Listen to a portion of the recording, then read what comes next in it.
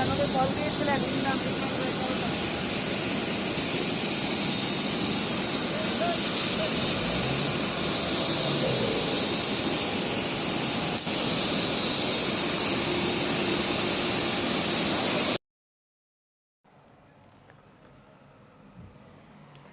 এটা ছিল আমার প্রথম বিমান ভ্রমণ। বাংলাদেশ থেকে কলকাতা, বাংলাদেশ না সরি, ঢাকা থেকে কলকাতা স্পাইস জেট ছিল যাওয়ার জন্য।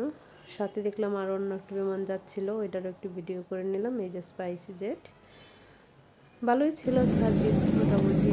এদিকে আরও ছিল, এই যে দেখুন আস্তে আস্তে রানওয়েতে রান করতেছে, ধীরে ধীরে ওইটাকে। আমার খুব শখ ছিল প্লেনের জন্য।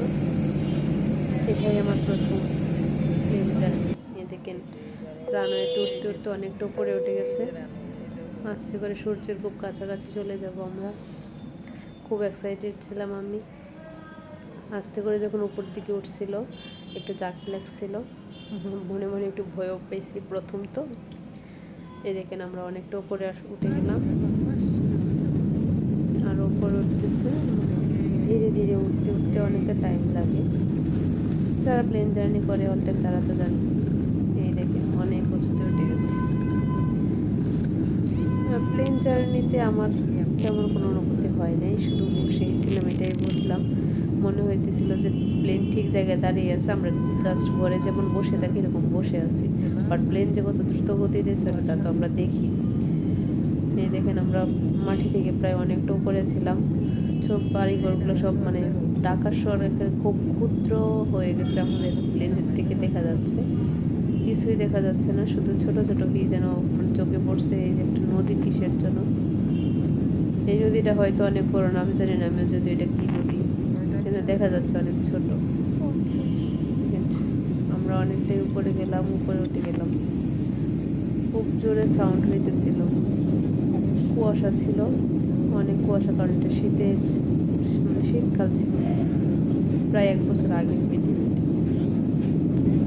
এই দেখেন আমরা প্রায় আকাশে অনেকটা উঁচুতে জানলা দিয়ে দেখতে যেতেছিলাম, মানে ভিডিওটা আমি জানলা দিয়েই করতেছিলাম।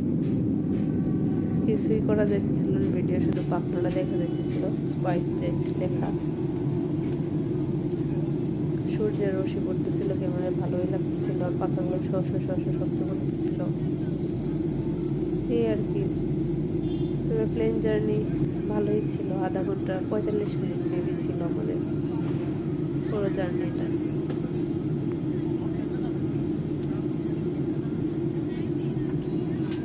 আমরা অনেকটাই উপরে উঠে গেছি, সূর্য অতিক্রম করে আমরা চলে যাচ্ছি, এরকম লাগতেছিল। আকাশটাও নীল ছিল, কুয়াশা তখন কাটিয়ে গেছে।